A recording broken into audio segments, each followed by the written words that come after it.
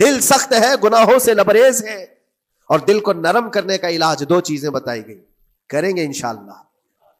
دو چیزیں بڑی آسان۔ رجب المرجب کے پہلے جمعے جو ہم لوگ ابھی گزر چکے، ابھی یعنی وہ رات تو گزر چکی، کل کی جو گزری ہوئی رات ہے رجب کی، یہ پہلی جمعہ کی شب تھی۔ اس کے متعلق روایت ہے کہ 12 رکعتیں جو مغرب کے بعد سے لے کر عشاء کے درمیان پڑھتا ہے، اللہ کریم اس کے تمام گناہوں کو معاف کرتا ہے، اور اس سال اس کو پورے طور پر ناگہانی آفات سے محفوظ رکھتا ہے، اور شیطان کے اس پر قابو پانے سے بھی اس کو اللہ محفوظ رکھتا ہے۔ تو یہ تھی تیاریاں۔ اور رجب کا مہینہ آتے ہی اللہ کے نبی صلی اللہ تعالیٰ علیہ وسلم یہ دعا فرمایا کرتے تھے، اللہم بارک لنا فی رجب و شعبان و بلغنا رمضان۔ سب کو یہ دعا بھی کرنی چاہیے، یہ دعا کثرت سے ہر نماز کے بعد بھی ہونی چاہیے۔ رجب آتے ہی میرے عزیزوں یہ عبادتوں کا موسم شروع ہو چکا ہے۔ پھر میں یہ عرض کرتا ہوں کہ رجب کے اس مہینے میں دل کو نرم کرنا بہت ضروری ہے۔ دلوں کی سختیاں آج گناہوں کی طرف مائل کرتی ہیں۔ ہمارا دل سخت ہے یا نرم ہے، اس کو پہچاننے کے کئی تھرمامیٹر دیے گئے ہیں ہمارے پاس، چیک کرو ہمارا دل کس پوزیشن میں ہے آج۔ امام غزالی فرماتے ہیں 3 علامتیں ایسی ہیں جس سے پتہ چل جاتا ہے انسان کا دل سخت ہے یا نرم ہے، بیمار ہے یا صحت یاب ہے۔ اس کو پاک کرنے کے لیے اللہ کریم کی بارگاہ میں آ کر گڑ گڑاؤ، تمہارا ایک آنسو تمہارے تمام گناہوں کو اور اللہ کے غضب کو ٹھنڈا کر دیتا ہے۔ بہت سارے لوگوں کا وہ شک بھی میں دور کرنا چاہتا ہوں کہ رمضان المبارکہ میں فضیلتوں کو آپ سنتے آئے ہیں، رمضان ایسا مہینہ ویسا مہینہ، اتنی برکتوں والا، اتنی رحمتوں والا، لیکن بہت سارے لوگوں کے حالات چونکہ تو ہی رہتے رمضان میں ویسی ہی ہیں، وہ لوگ کچھ بھی نہیں بدلے۔ تو اس میں رمضان کا قصور ہے کہ اس مہمان کا قصور ہے؟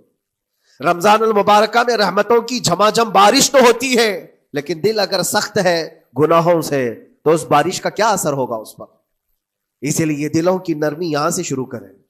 اللہ عز و جل اپنے کلام مقدس میں فرماتا ہے، بے شک اللہ کے نزدیک گنے ہوئے شمار کیے ہوئے جو مہینے ہیں وہ 12 ہیں، اور ان 12 مہینوں میں سے 4 حرمت والے مہینے ہیں، عزت والے مہینے ہیں، عظمت والے مہینے ہیں۔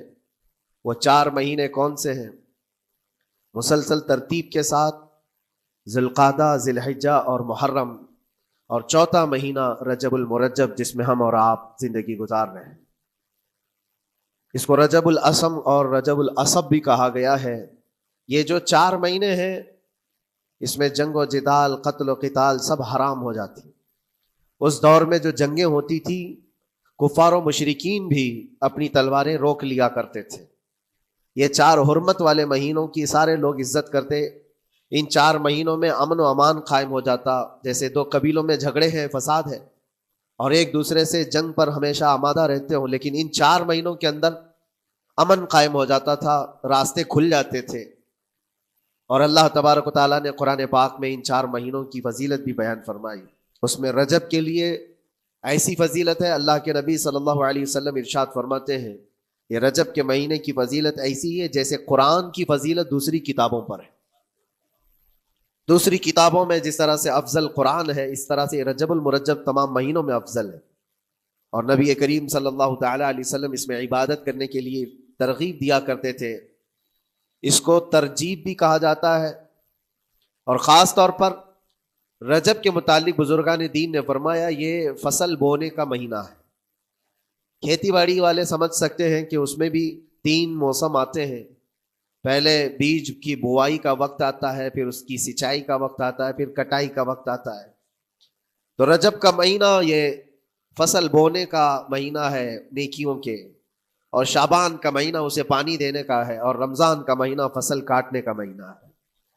اور رجب کا مہینہ آتے ہی اللہ کے نبی صلی اللہ تعالیٰ علیہ وسلم یہ دعا فرمایا کرتے تھے، اللہم بارک لنا فی رجب و شعبان و بلغنا رمضان۔ سب کو یہ دعا بھی کرنی چاہیے۔ حضور اکرم صلی اللہ تعالیٰ علیہ وسلم یوں عرض کرتے کہ اے اللہ رجب اور شعبان میں تو ہمیں برکت عطا کر اور ہماری زندگی کو رمضان تک پہنچا دے۔ اب رجب آپ نے دیکھ لیا ہے تو اب کثرت سے یہ دعا کرو کہ مولا اس زندگی کا رمضان ہم سے جانے نہ پائے، رمضان تک ہماری سانسوں کو پہنچا دے۔ یہ دعا کثرت سے ہر نماز کے بعد بھی ہونی چاہیے۔ رجب آتے ہی میرے عزیزوں یہ عبادتوں کا موسم شروع ہو چکا ہے، اور سب جانتے ہیں رجب کے بعد پھر ہمارے ہاں مسلسل ایسی شب داریاں اور عبادت کے موسم نظر آنے لگتے ہیں. پھر شعبان بھی, اس میں رجب میں بڑی رات آتی ہے, شب معراج, اور اس کے بعد شعبان میں شب برات. پھر اسی طرح رمضان کا موسم بن جاتا ہے. تو اب یہ موسم بنانے کا وقت آ چکا ہے. تو سب سے پہلی چیز یہ ہے کہ میرے عزیزوں, فصل کے بونے کے لیے کن چیزوں کی ضرورت ہوتی ہے, اس چیز کا خیال رکھیے. بیج اگر کھوٹا ڈالے ہو اور ویسی ہی فصل آنے کا انتظار کرو گے تو پھر نہیں ہوگا. بیج کو کھرا اور خالص ہونا چاہیے. جو نیکیاں کرنا چاہ رہے ہیں اس کو صاف ستھرے اچھے ماحول میں کیے جانے چاہیے. کھیتی باڑی کرنے والا جانتا ہے, بیج تو وہ بو رہا ہے, زمین بھی اچھی ہے, ساری چیزیں, کئی چیزوں کی ضرورت ہوتی ہے. بیج بھی اچھا ہو, زمین بھی اچھا ہو, موسم بھی اچھا ہو, تب جا کر کے اس کی فصل نکلتی ہے. بیج اچھا تھا, زمین اچھی نہیں, تو بھی فصل نہیں آتی. بیج بھی اچھا ہے, زمین بھی اچھا ہے, موسم صحیح نہیں ہے, تب بھی فصل نہیں آتی. ابھی آپ کے پاس 3 چیزوں کا ہونا ضروری ہے, بیج اور زمین اور موسم. بیج جو ہے یہ نیکیاں ہیں, اور زمین تمہارا دل ہے, اس کا اتنا ہی پاک ہونا ضروری ہے. اور موسم یہ رجب کا ہے, اس میں تو کوئی شک نہیں ہے کہ عبادتوں کا موسم ہے, فصل کی اچھے لانے کا موسم ہے. لیکن سب سے پہلی چیز اب ہمیں ضرورت ہوتی ہے کہ ہم کیا بیج بو رہے ہیں. شیخ سعدی رحمۃ اللہ تعالی علیہ فرمایا کرتے کہ زمین میں ادرک بو کر کے گنا آنے کی امید تو نہیں کر سکتے. جو بویا ہے وہی اسی کی فصل آئے گی. لوگ عمل خیر کرے تو اس کا نتیجہ بھی خیر آئے گا, اور برائیاں کریں اور پھر رمضان میں یہ انتظار کریں کہ میں نے جو بویا ہے اس کی فصل آئے, تو ایسا نہیں ہوتا. بہت سارے لوگوں کا وہ شک بھی میں دور کرنا چاہتا ہوں کہ رمضان المبارکہ میں فضیلتوں کو آپ سنتے آئے ہیں, رمضان ایسا مہینہ, ویسا مہینہ, اتنی برکتوں والا, اتنی رحمتوں والا, لیکن بہت سارے لوگوں کے حالات چونکہ تو ہی رہتے ہیں رمضان میں ویسی ہی ہیں, وہ لوگ کچھ بھی نہیں بدلے. تو اس میں رمضان کا قصور ہے کہ اس مہمان کا قصور ہے, اس انسان کا قصور ہے؟ وجہ یہ ہے کہ رمضان المبارکہ یقیناً اتنی برکتوں اور رحمتوں اور سعادتوں لے کر کے تو آتا ہے, لیکن تمہیں 2 مہینے پہلے سے کہا گیا تھا کہ فصل کے لیے تیاری کرو. تم نے بیج نہ بوئے, اپنی زمین کو صحیح کیا ہی نہیں. پھر رمضان میں جو بارش ہو رہی ہے اس کا فائدہ کیا ہے؟ روڈ پر 10 سال بھی بارش برسے وہاں پر کوئی فصل نہیں آئے گی, کیونکہ وہ زمین سخت ہے اور بیج بونے کے قابل بھی نہیں ہے. رمضان المبارکہ میں رحمتوں کی جھماجھم بارش تو ہوتی ہے, لیکن دل اگر سخت ہے گناہوں سے تو اس بارش کا کیا اثر ہوگا اس پر. اسی لیے دلوں کی نرمی یہاں سے شروع کریں, رجب المرجب سے. اس کی راتوں میں اللہ رب العزت کو پکاریں, مناجات کریں, عبادتوں کے لیے کچھ دن تو خاص کر لیں. بہت دنیا میں ہم نے اپنے آپ کو ملوث کر رکھا ہے, کچھ راتیں اللہ رب العزت کی عبادت میں تو لگائیں. اللہ کے نبی صلی اللہ تعالیٰ علیہ وسلم کی ایک حدیث ہے, جامع الاصول سے نقل کی ہوئی, رجب المرجب کے پہلے جمعے جو ہم لوگ ابھی گزر چکے, ابھی یعنی وہ رات تو گزر چکی, کل کی جو گزری ہوئی رات ہے رجب کی, یہ پہلی جمعہ کی شب تھی. اس کے متعلق روایت ہے کہ 12 رکعتیں جو مغرب کے بعد سے لے کر عشاء کے درمیان پڑھتا ہے, اللہ کریم اس کے تمام گناہوں کو معاف کرتا ہے, اور اس سال اس کو پورے طور پر ناگہانی آفات سے محفوظ رکھتا ہے, اور شیطان کے اس پر قابو پانے سے بھی اس کو اللہ محفوظ رکھتا ہے. تو یہ تھی تیاریاں, یہ ساری چیزیں ابھی سے تیاریاں ہونی چاہیے. رجب کے 3 دن آتے ہیں جس کے متعلق فرمایا گیا ہے ایام بیز میں بھی 13, 14, 15 یا 14, 15, 16 یہ جو تاریخیں آتی ہیں اس میں روزے رکھو. اس کی بھی بڑی فضیلت ہے کہ تم تیاریاں ابھی سے شروع کر دو کہ رمضان المبارکہ میں اچھی فصل دیکھ سکے, ہمارے جسم کے اندر بدلاؤ آ سکے, ہمارے دل کے اندر انقلاب آ سکے. اور تیاری یہاں سے نہ کر کے صرف رمضان میں ہی امید لگائے بیٹھتا ہے تو میرے عزیزوں کچھ تو صفائی کی ضرورت ہوتی ہے. آپ نے اگر زمین خریدی کھیتی باڑی کی غرض سے اور گئے, وہاں جاتے ہی آپ نے سوچا کہ اس میں فصل آ جانی چاہیے, تو کسانوں سے پوچھو تو بتائیں گے آپ کو نہیں, زمین کو پہلے صاف کرنا پڑتا ہے, کچرے ہوں گے اس کے اندر بہت سارے, ہل چلاؤ یا کسی بھی طرح سے اس کو صاف کرو. صاف کرنے کے بعد پھر یہ بھی کسان کہتا ہے کہ زمین کو تھوڑا ڈھیلا کر دو, بڑے بڑے ڈھیلے ہوں تو اس کو توڑ دو اور مٹی نرم ہو جائے, اور اس کے بعد پھر کسان کہتا ہے تھوڑا پانی بھی چھڑکاؤ کرو, گیلی ہو جائے, تب جا کر کے تم اس پر بیج بو. میرے عزیزو یہ رجب بیج بونے کا موسم ہے, تو پہلے زمین کو ڈھیلا تو کر دو. زمین کے اندر جو کچرے ہیں اس کو نکال تو دو، دل کے اندر جو وسوسے بھرے ہوئے ہیں، گناہوں کے خیالات بھرے ہوئے ہیں، اس کو پاک تو کرو۔ اس کو پاک کرنے کے لیے اللہ کریم کی بارگاہ میں آ کر گڑ گڑاؤ، تمہارا ایک آنسو تمہارے تمام گناہوں کو اور اللہ کی غضب کو ٹھنڈا کر دیتا ہے۔ ہاں، ایک آنسو کا قطرہ تمہارے لیے اللہ کریم ہے، موتی سمجھ کے شان کریمی نے چن لیے قطرے جو گرے تھے عرقین پہ آل کے۔ امام غزالی رحمۃ اللہ تعالی علیہ نے لکھا ہے کہ آج اللہ تبارک و تعالیٰ کی رحمت کو اپنی طرف مائل کرنے کے لیے اگر تم کچھ کر سکتے ہو تو بس یہ ہے کہ دنیا رونے اور گڑ گڑانے سے نہیں مانتی، لیکن مولا کریم بندے کے ایک مرتبہ سجدہ کر کے اسے پکارنے سے فوراً قبول کرتا۔ موسیٰ علیہ الصلوۃ والتسلیم اللہ تعالیٰ سے پوچھتے ہیں، مولا جب تیرے بندے تجھے پکارتے ہیں تو اس میں نیک لوگ بھی ہوتے ہیں اور گنہگار بھی ہوتے ہیں، تو کیا تو سب کی پکار کا جواب دیتا ہے؟ توجہ، اللہ رب العزت فرماتا ہے، اے موسیٰ میرے پکارنے والے بندوں میں نیکوکار بھی ہیں، گنہگار بھی ہیں۔ ہاں، نیک بندہ جب مجھے پکارتا ہے یا ربی، تو میں جواب میں کہتا ہوں لبیک یا عبدی، اے میرے بندے میں حاضر ہوں، بتا تیری کیا حاجت ہے۔ پھر موسیٰ علیہ السلام پوچھتے ہیں کہ مولا یہ تو نیک بندہ جب پکارتا ہے تو کہتا ہے لبیک یا عبدی، اور جب گنہگار پکارتا ہے تب کیا کہتا ہے؟ رب تعالیٰ فرماتا ہے جب میرا گنہگار بندہ مجھے پکارتا ہے یا ربی، تو میں اس کے جواب میں 70 بار لبیک یا عبدی کہتا ہوں۔ ایک بار پکارے 70 بار جواب، ایسا کیوں ہے؟ تو فرماتا ہے میرا رب نیکوکار کو اس کی نیکیوں پر بھروسہ ہے کہ اللہ معاف کرے، اور گنہگار کو صرف میری رحمت پر بھروسہ ہے۔ اس کے پاس ہے کچھ نہیں، اس کے آس پاس وہ نظر ڈالتا ہے میں نے کوئی ایسی نیکی رکھی نہیں ہے، صرف اللہ رب العزت کی رحمت ہے جو مجھے معاف کر سکتی ہے۔ وہ مجھ پر یقین کر کے پکارتا ہے، اس لیے اس کے سوال کا میں بار بار جواب دیتا ہوں۔ عزیزان گرامی وقار، اقبال نے سچ ہی کہا تھا، ہم تو مائل بکرم ہے کوئی سائل ہی نہیں۔ یہ رب تبارک و تعالیٰ کی طرف سے کہ اللہ تبارک و تعالیٰ کرم پر کرم کرنے کے لیے موقع عنایت کرتا ہے، یا بندے کو آنے کا موقع ہی نہیں ہے، بندہ آنا نہیں چاہتا ہے۔ اس سے پہلے کہ تمہارے ساری چیزیں بند ہو جائیں، دروازے ختم ہو جائیں، اللہ رب العزت کی بارگاہ میں آؤ اور اسے پکارو، یقیناً یہ تمام چیزیں تمہاری زندگی میں انقلاب لاتی ہیں، بہت بڑی تبدیلی لاتی ہیں۔ عزیزان گرامی، پھر میں یہ عرض کرتا ہوں کہ رجب کے اس مہینے میں دل کو نرم کرنا بہت ضروری ہے۔ دلوں کی سختیاں آج گناہوں کی طرف مائل کرتی ہیں۔ ہمارا دل سخت ہے یا نرم ہے، اس کو پہچاننے کے کئی تھرمامیٹر دیے گئے ہیں ہمارے پاس، چیک کرو ہمارا دل کس پوزیشن میں ہے آج۔ امام غزالی فرماتے ہیں 3 علامتیں ایسی ہیں جس سے پتہ چل جاتا ہے انسان کا دل سخت ہے یا نرم ہے، بیمار ہے یا صحت یاب ہے۔ یہ ڈاکٹر لوگ اسکیننگ سے یا سونوگرافی سے نہیں بتا سکتے کہ تمہارے دل کی یہ کیفیت، کیسے اس کو اہل بصیرت سمجھ سکتے؟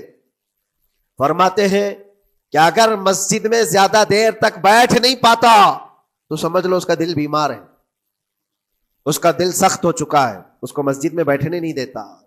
یہی دل ٹیلی ویژن کے سامنے 3 گھنٹے بیٹھے، اس کو کچھ بھی اکتاہٹ نہیں آتی، موبائل پر گیم کھیلتا رہتا ہے، 4 گھنٹے گزر گئے کہ 5 گھنٹے گزر گئے اسے پتہ ہی نہیں۔ آج ایک سروے کے مطابق ہر انسان جو موبائل چلاتا ہے اس میں 18 گھنٹے وہ بیزی ہے دن کے۔ کئی جگہوں پر ایسے حالات آئے 18 گھنٹے دن میں ہوتے ہی ہے 24 گھنٹے، جس میں 6 گھنٹے اگر آرام کے نکالے تو باقی پورے 18 گھنٹے کیسے انسان بیزی رہ سکتا ہے؟ اس میں کھانا بھی ہے، پینا بھی ہے، حاجتیں بھی ہیں، لیکن سروے کے مطابق یہ بھی بات آئی ہے کہ 18 گھنٹے کنزیوم کرتے ہیں۔ میرے عزیزوں، اس میں کوئی اکتاہٹ اور اس میں کوئی ملال نہیں آتا، بیزارگی نہیں آتی، اور اللہ کے گھر میں یا فرض سے نماز سے ابھی سلام پھیرا کیا کہ بھاگنے کی تمنا ہوتی ہے۔ کئی جگہوں پر تو ایسا ہے، اسی لیے اللہ کے نبی صلی اللہ تعالی علیہ وسلم کی ایک حدیث میں سناتا ہوں، ارشاد فرماتے 2 چیزیں کسی منافق کے اندر جمع نہیں ہو سکتی، 2 چیزیں منافق آدمی کے اندر آ ہی نہیں سکتی۔ وہ کیا چیزیں ہیں؟ حضور پاک صلی اللہ تعالی علیہ وسلم فرماتے ہیں اچھے اخلاق منافق کے اندر نہیں آتے، اور اللہ کی اور اس کے رسول کی ہر بات پر یقین، یہ منافق کے اندر نہیں آ سکتے۔ اور منافق کی یہ علامتیں بتاتے بتاتے میرے نبی نے یہ فرمایا، دیکھنا کہ مسجد میں منافق سب سے اخیر میں آئے گا اور سب سے جلدی بھاگے گا، اس کا دل نہیں لگتا، دل سخت ہو چکا ہے، اور بازار میں سب سے پہلے جائے گا اور سب سے لاسٹ میں نکلے گا۔ بازار اس کے دل لگنے کی جگہ ہے، اس کے وہاں پر تفریح کی جگہ ہے. اور مومن کی علامت یہ فرمایا کہ مومن مسجد میں جلدی آتا ہے اور دیر سے جاتا ہے، اس کا دل لگا رہتا ہے. اور مومن بازار میں لوگوں کے شروعات میں نہیں، اپنی ضرورت کے مطابق گیا اور نکل آیا. اور فرماتے ہیں میرے آقا صلی اللہ علیہ وسلم، روئے زمین پر سب سے اچھی جگہوں میں سے کوئی جگہ ہے تو اللہ کا گھر ہے، مسجد ہے. اور سب سے بری جگہوں کے متعلق فرمایا وہ بازار ہے. اب یہاں پر دلوں کے متعلق میں عرض کر رہا ہوں کہ کس کا دل کس پوزیشن میں ہے، اسے آج خود آزما لینا چاہیے. دوسری علامت، امام غزالی فرماتے ہیں قرآن پاک کھولے گا وہ صفحہ 2 صفحہ سے زیادہ پڑھ نہیں پائے گا، بند کرنے کا دل کرے گا. یہ تو چھوڑو اٹھانے کے بعد پڑھنے نہ پڑھنے کی بات ہے، کچھ تو چھونا بھی نہیں چاہتے، اٹھاتے ہی نہیں. سال پورا ہو گیا تو قرآن پکڑتے نہیں، تو پھر دل کی کیفیت کیا ہو چکی ہوگی، دل کیسا مریض ہوگا. بعض لوگ ہم سے یہ کہتے بھی تھے کہ حضرت پڑھنا تو آتا نہیں، کیا کریں گے قرآن کا. کہا اٹھانا تو آتا ہے. میں نے ان سے پوچھا قرآن اٹھانا تو آتا ہے، جب قسم کھانے کی بات ہوتی ہے تو کیسے قرآن اٹھا لیتے ہو، سر پہ رکھ لیتے ہو. اسی طرح سے قرآن کو ہی اٹھا کر کے سینے سے لگا کر اللہ کی بارگاہ میں دعا کرو کہ مولا میرے دل کے دروازے کھول دے. اور قرآن کوئی سخت چیز نہیں ہے، اللہ وعدہ فرما رہا ہے ہم نے قرآن یاد کرنے کے لیے آسان بنایا ہے. کوئی یاد کرنے والا، وہ خود قرآن تمہارے دل میں اتر جائے گا. کوشش کرو. دل کی بیماری کی 2 علامتیں میں نے بتایا. اگر بیمار دل ہے تو زیادہ یہاں بیٹھ نہیں سکتا اور زیادہ دیر قرآن پڑھ نہیں پاتا. تیسری بات فرماتے ہیں کہ تیسری علامت یہ ہے کہ ہمارا دل اگر سخت ہو چکا ہے تو جیب میں پیسے ہوں گے لیکن کوئی مانگ رہا ہوگا اللہ کے نام پر، دینے کی طبیعت نہیں کہیں، دینے کی طبیعت نہیں کرتی. اور یہ چیز ہاتھ اٹھانے کو تمہارا دل نہیں کرتا تو سمجھ جاؤ کہ دل بیمار ہے. اور دل کی بیماری لے کر کے اگر کوئی رجب میں سوچتا ہے کہ میں بیج بوؤں گا تو کیا فائدے کا، زمین سخت ہے، زمین سخت ہے اور اس پر بارش بھی ہوگی تو کچھ فرق نہیں پڑتا، فصل نہیں آئے گی. دل کو نرم کرو. اور ایک علامت میں بتاؤں، اور ایک علامت کہ دل نرم ہے یا سخت ہے، اس کی ایک علامت یہ بھی ہے، اللہ کا جب ذکر کرے، جنت کا جب ذکر کرے، جہنم کے عذابات کا ذکر کرے، قبر کے معاملات کا ذکر کرے، حشر کے سوالات کا ذکر کرے، تو اس کی آنکھیں ڈبڈبا جائیں اور آنسو نکل آنے لگیں. قرآن کی آیتیں سن کر کے اس کا دل ہلنے لگے اور آنسو آ گئے تو سمجھ جاؤ کہ اس کا دل نرم ہے. ابھی اس کا دل بیمار نہیں ہوا، ابھی اس کا دل بیمار نہیں ہوا. لیکن یہاں تو پوزیشن الگ ہے، سچویشن الگ ہے. ہم تو پتہ نہیں کن کن چیزوں میں رو لیتے ہیں لیکن اللہ کا کلام سنتے ہوئے کسی کے کان پر جوں بھی نہیں رینگتی. لوگ تو گانوں پر تھرکنے والے اور نغموں پر اچھل کود کرنے والے وجد کی بات کرتے ہیں، لیکن اللہ کا کلام پڑھنے پر کوئی کسی کو وجد کیوں نہیں آتا. یہ ایمان کی علامت ہے. قرآن میں اللہ نے فرمایا اذا تلیت علیہم آیاتہ زادتہم ایمانا، جب اللہ کی آیتیں ان پر تلاوت کی جاتی ہیں مومنین پر، ان کا ایمان بڑھ جاتا ہے. کیا آپ امام کے پیچھے قرات سن کر کے اپنے دل میں ہلچل محسوس کرتے ہیں؟ سننے کی طبیعت کرتی ہے. بلکہ ادھر نماز پڑھ کر کے جانے کے بعد آدھے گھنٹے کے بعد پوچھے آج پہلی رکعت میں کیا پڑھا تھا، دوسری رکعت میں کیا پڑھا، آپ کو پتہ ہی نہیں رہتا. یاد ہی نہیں امام صاحب کیا پڑھ رہے تھے، میں تو دکان کا حساب کتاب کر رہا تھا، کیا خبر ہے کہ انہوں نے کیا پڑھا. تو قرآن کو توجہ سے پڑھے ہوتے تو تمہارے دل میں بھی وہ باتیں اثر کر رہی ہوتی. میرے عزیزوں، کتنے ایسے لوگ ہیں جو صرف اور صرف قرآن پاک کی تلاوت کی وجہ سے دلوں کو نرم کر دیا گیا ہے. میں اسی بات پر آج فوکس کر کے ختم کر دوں گا. رجب المرجب بیج بونے کا موسم ہے تو دل کے نرمی کے ساتھ ہی بیج بو، کیونکہ یہ زمین ہے تمہاری، اور زمین نرم نہ ہو تو کتنی بھی نیکیاں کرو کیا فائدے کی. دل سخت ہے، گناہوں سے لبریز ہے، اور دل کو نرم کرنے کا علاج 2 چیزیں بتائی گئی، کریں گے انشاءاللہ. 2 چیزیں بڑی آسان ہیں. اگر دل کو نرم کرنا ہے تو 2 چیزیں فرمائی گئی، کثرت سے قرآن پاک کی تلاوت کرو یا کثرت سے میرے نبی پر درود پاک پڑھا کرو. 2 چیزیں کر کے دیکھو تمہارا دل نرم ہو جائے گا. اور بھی دوسری علامت، دوسرے علاج بھی میرے آقا نے فرمایا. ایک صحابی آئے تھے، انہوں نے عرض کیا یا رسول اللہ صلی اللہ علیہ وسلم، لوگ آپ کے پیچھے نماز پڑھتے ہیں تو زاروں قطار رونے لگتے ہیں، جب آپ دعا کرتے ہیں تو وہ دھاڑے مار کر کے روتے ہیں. میں کبھی رو نہیں پاتا، میرا رونا نہیں آتا، میں بھی قرآن سنتا ہوں، میں بھی آپ کے پیچھے نماز پڑھتا ہوں. تو حضور پاک صلی اللہ علیہ وسلم نے فرمایا تمہارا دل سخت ہو گیا ہے، تمہارا دل سخت ہو گیا ہے. انہوں نے کہا کیا کروں, علاج کیا ہے اس کا؟ وہ مسیحا امت ہے میرے آقا, ہر ایک کا علاج جانتے ہیں, کس کو کون سا علاج دینا ہے. نبی پاک صلی اللہ تعالی علیہ وسلم فرماتے ہیں جاؤ کسی یتیم بچے کے سر پر ہاتھ پھیرو, اللہ تمہارا دل نرم کرے گا. ان کے لیے وہ علاج رکھا گیا تھا. جس کو جیسا علاج بتایا میرے آقا صلی اللہ علیہ وسلم نے, کسی یتیم کے سر پر ہاتھ پھیرو دل نرم ہوگا. لیکن دل کے نرم ہونے کے علاج اللہ کے نبی صلی اللہ علیہ وسلم کے شفا خانے میں ہے. ہاتھ سے آپ کثرت سے درود پاک پڑھو, پھر دیکھو آپ کے دل کے اندر انقلاب آتا ہے یا نہیں آتا. آپ کے چہرے کا نور بڑھ جائے گا, زبان کا اثر بڑھ جائے گا, عمل خیر کی طرف رغبت بڑھ جائے گی. کثرت سے جب بندہ حضور پاک صلی اللہ علیہ وسلم پر درود پڑھتا ہے, اس کی زبان سے جھوٹ نکل جاتا ہے, گالی اس کی زبان پر نہیں آ پاتی ہے, کیونکہ وہ پاک کرتا چلا جاتا ہے اپنی زبان کو اللہ کے نبی کا نام لے کر کے. میرے عزیزو, اس میں دقت کیا ہے درود پاک کثرت سے پڑھنے میں؟ آپ جہاں چل رہے ہو, پھر رہے ہو, اٹھ رہے ہو, بیٹھ رہے ہو, انتظار میں ہو, سونے کے لیے جا رہے ہو, زبان ہی تو ہلانا ہے میرے نبی پاک صلی اللہ علیہ وسلم کی بارگاہ میں درود پڑھ کر کے. اور ضروری نہیں ہے کہ بہت لمبے لمبے درود پاک آپ کو یاد کرنے ہو, صلی اللہ علیہ وسلم بھی پڑھ لیا تو یہ درود پاک ہے, یہ درود پاک ہے. یا تو پھر الصلاۃ والسلام علیک یا رسول اللہ کہتا ہے تو یہ بھی درود پاک ہے. درود پاک ہے یہ. اور دل کو جب نرم ہو جائے گا تو انشاءاللہ العزیز آپ اس کے اثر بھی دیکھیں گے, اس کے اثر بھی دیکھیں.